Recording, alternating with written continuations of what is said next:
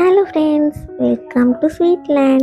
आज हम बनाने वाले हैं हार्ट बिस्किट्स, जिसे पामियर भी कहते हैं। तो ये बहुत ही क्रिस्पी और फ्लेकी होती है। तो चलो इसे बनाना सीखते हैं।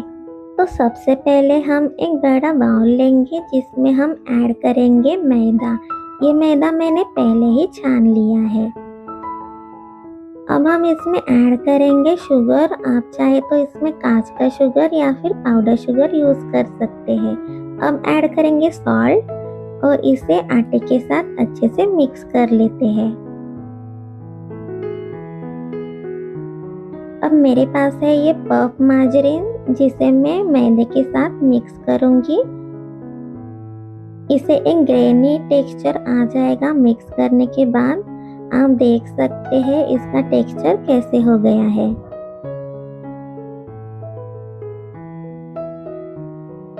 अब हम इसमें ऐड करेंगे चिल्ड वाटर। आपको चिल्ड वाटर ही लेना है, आप रूम टेम्परेचर वाटर नहीं ले सकते। अब हम इसे थोड़ा थोड़ा करके इस आटे में ऐड करेंगे। अब हमें एक सेमी सॉफ्ट डो बनाना है, जैसे कि आप चपाती का डो बनाते हैं, बिल्कुल वैसे ही। इसे बहुत ज्यादा हार्ड या फिर बहुत ज्यादा सॉफ्ट भी नहीं बनाना है। बस 5 से 6 मिनट तक आपको इसे नीड करना है। तो अब हमारा आटा ऑलमोस्ट रेडी हो चुका है।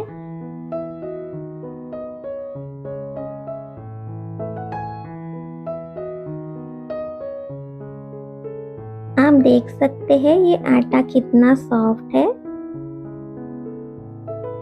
तो बिल्कुल ऐसे ही आटा आपको नीड करना है। अब हम इसे ढक के आधे घंटे के लिए रेस्ट देंगे। अब आधा घंटा हो चुका है, इसे रेस्ट अच्छे से मिल चुका है। अब हम इसे रोल करेंगे एक थिन रेक्टेंगल शेप में। थोड़ा सा आटा हम नीचे लगाएंगे और अब हम इसे रोलिंग पिन से रोल करेंगे। इसे एक रेक्टेंगल शेप देना है।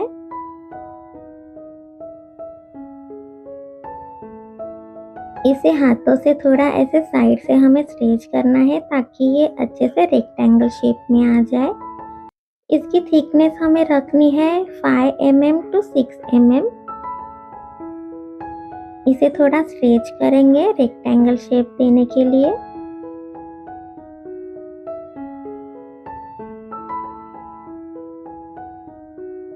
मेरे पास ये स्केल है, हमें इसकी थिकनेस रखनी है 5 mm। तो मैं अब चेक करती हूँ कि इसकी थिकनेस कितनी है।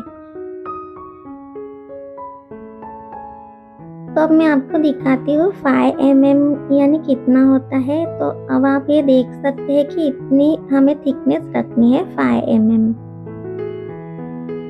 अब ये है पफ मार्जरीन। इसमें से हम आधा मार्जरीन इसके ऊपर स्प्रेड करेंगे। इसे इवनली स्प्रेड करना है।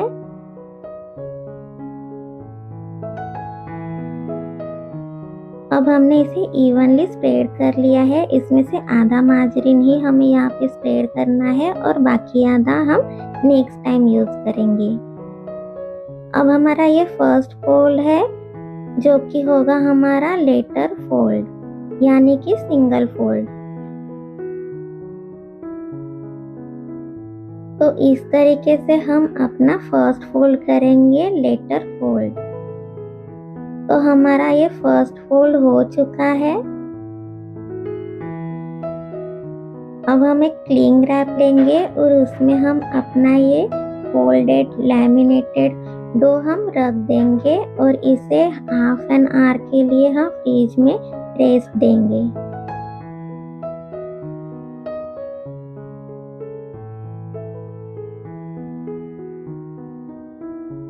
तो अब मैंने ये डो फ्रीज से बाहर निकाल लिया है। अब मैंने थोड़ा सा फ्लावर डस्ट किया है, उसके ऊपर हम ये डो रखेंगे। अब हम इसे फिर से रोल करेंगे रेक्टेंगल शेप में। इसकी थिकनेस हमें रखनी है 5 mm, जितनी की हमने पहले रखी थी। आपको इसे स्केल से हर बार मेजर करना है कि थिकनेस कितनी है। तो इसे हम अब अच्छी तरह से रेक्टेंगल शेप में रोल कर लेते हैं। तो इसकी थिकनेस हम चेक करते हैं और जो ऊपर एक्स्ट्रा फ्लावर है उसे हम ब्रश से निकाल देते हैं। अब हम सेकेंड फोल्ड करेंगे जो है बुक फोल्ड। जो एक्स्ट्रा फ्लावर है उसे आपको निकालना है। तो हमारा ये सेकेंड फोल्ड है जिसे हम ब्लाइंड फोल्ड भी कहते हैं क्योंकि हमने इसमें मार्जिन नहीं लगाया है। तो ये अब हमारा हो गया है बुक फोल्ड। अब हम इसे क्लिंग रैप करेंगे और फिर से हाफ एन आवर के लिए फ्रीज में रेस्ट देंगे। अब मैंने इसे फ्रीज से फिर से बाहर निकाल लिया है आधे घंटे के बाद। अब हम इसे फिर से रोल करेंगे। इसे फिर से हम 5 mm की थिकनेस में रोल करेंगे और रेक्टेंगल शेप रखेंगे।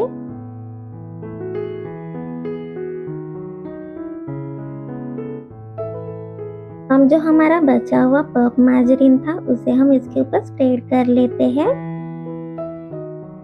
इसे इवनली स्प्रेड कर लेंगे हम। अब हम करेंगे हमारा थर्ड फोल्ड जो कि है बुक फोल्ड।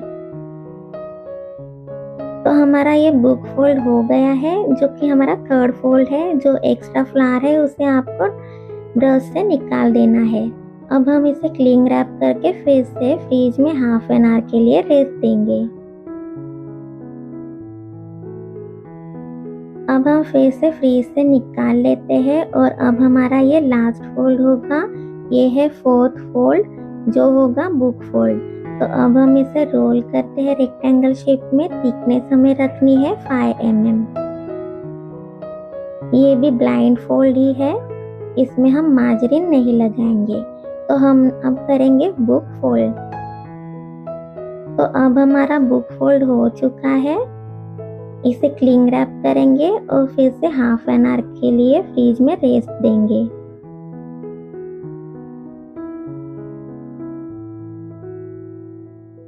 तो हमने टोटल 4 फोल्ड किए हैं। पहला था लेटर फोल्ड और बाद में 3 हमने बुक फोल्ड किए थे। तो हमारा लैमिनेशन प्रोसेस कंप्लीट हो चुका है।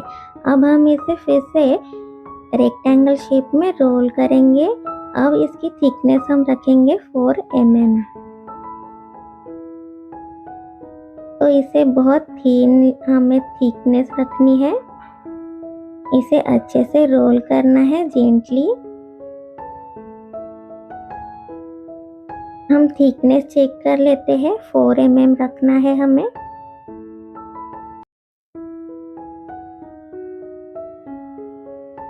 अब मेरे पास ये है कैस्टर शुगर। अब हम इसके ऊपर ये स्प्रेड करेंगे। कैस्टर शुगर को इवनली स्प्रेड करेंगे इसे हाथों से। और अब हम रोलिंग पिन से थोड़ा सा इसे प्रेस करेंगे। जो शुगर है वो स्टिक हो जाएगी अच्छे से। अब जो एजेस है अनइवन उसे हम ट्रिम कर लेते हैं ताकि हमें एक परफेक्ट रेक्टेंगल शेप मिल जाए। अब हम इसे स्केल से मेजरमेंट लेते हैं कि इसका सेंटर कहाँ पे है। तो ये हमारा सेंटर है। तो अब हमें इसे फोल्ड करना है। तो हम यहाँ से अब इसे फोल्ड करेंगे। यहाँ से भी जो एक्स्ट्रा फ्लावर है उसे हम निकाल देंगे। अगेन आपको इस तरीके से फोल्ड करना है और उसे सेंटर में आना है। अब आप देख सकते हैं एक मिडल में ऐसे बुक के तरह ये शेप बन गया है। अभी एक फिर से हम फोल्ड करेंगे। अब आप देख सकते हैं आपको ये साइड से हार्ट शेप की तरह दिख रहा होगा। अब हम इसे क्लिंग रैप करेंगे और फ्रीजर में 1 से 1.5 घंटे के लिए रखेंगे जब तक कि ये सेट ना हो जाए। अब मैंने इसे फ्रीज से बाहर निकाल लिया है। परफेक्टली सेट हो चुका है। ये थोड़ा हार्ड हो गया है। अब हम इसे कट कर सकते हैं। आपको मैं इसका शेप दिखाती हूँ। आपको इसे हार्ट शेप दिख रहा होगा। आपको एक सेरेटेड नाइफ यूज करनी है। यहाँ भी आपको 5 mm तक आप इसे थिकनेस में कट कर सकते हैं। आप एक सेरेटेड नाइफ यूज करें ताकि आपको ये कट करने में इजी हो जाए। मैं आपको ये कट किया हुआ शेप दिखाती हूँ। ये बिल्कुल हार्ट शेप में है। जब आप इसे बेक करेंगे ये तो आपको पूरा हार्ट शेप इसका दिखेगा। तो अब हमने सारे कट कर लिए हैं। तो मेरे पास ये कैस्टर शुगर है, उसमें हम ये सारे कवर कर लेते हैं। तो मैंने ये जो शेप कट किए हैं उसे हम कोट करेंगे कैस्टर शुगर के साथ।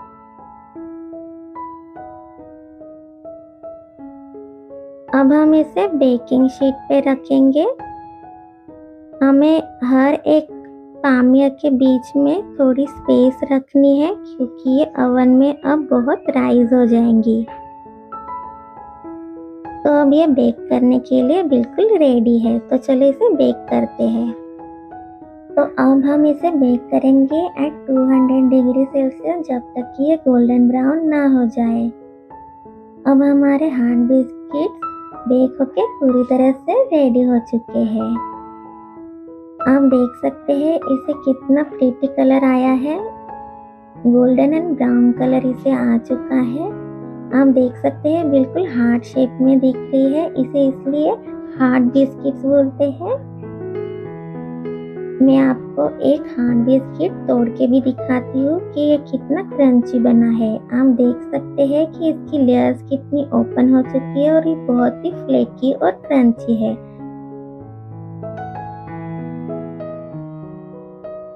अगर आपको आज की ये रेसिपी अच्छी लगी हो तो मुझे लाइक, शेयर और सब्सक्राइब करना ना भूलें। और अगर आपको ऐसी ही कुछ और एगलेस रेसिपी सीखनी हो तो मुझे कमेंट करना ना भूलें। Till then bye bye.